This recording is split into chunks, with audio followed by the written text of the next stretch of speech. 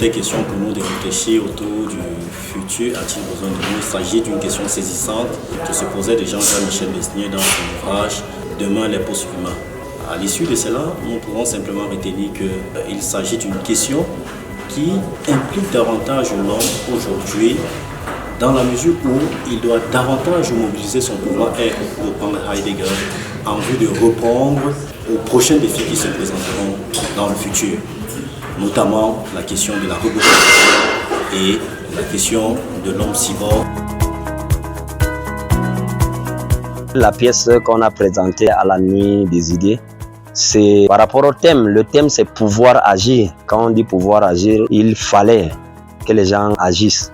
Et puis, quand vous regardez la pièce du début jusqu'à la fin, c'est une population qui est opprimée, où les chefs décident sans l'avis de la population, où tout le monde, les gens ont décidé d'agir, taper comme on dit sur la table pour dire non. Et puis, les choses ont changé, le chef a compris. Donc, à la fin, tout le monde est d'accord, tout le monde agit dans le bon sens.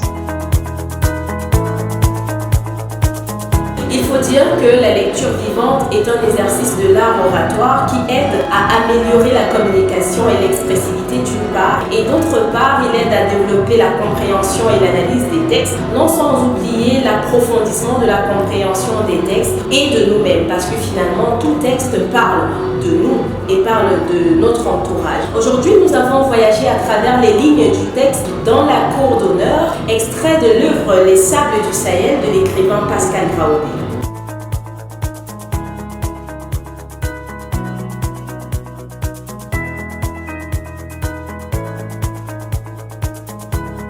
J'ai fait 2 contes et puis un poème. Le premier conte, c'est L'enfant génie et les chasseurs. Ce qui est intéressant, c'est que dans ce conte, on apprend que le mot Baoba, c'est Abraham. Ham a une union avec le mot Abraham, qui est un patriarche biblique et qui est un ancêtre des Africains.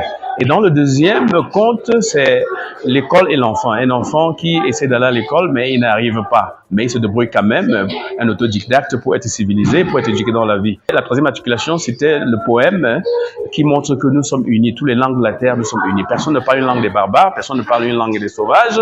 En réalité, même les langues hébraïques antiques, les langues égyptiennes des pharaons noirs antiques sont parlées en Afrique et au Cameroun.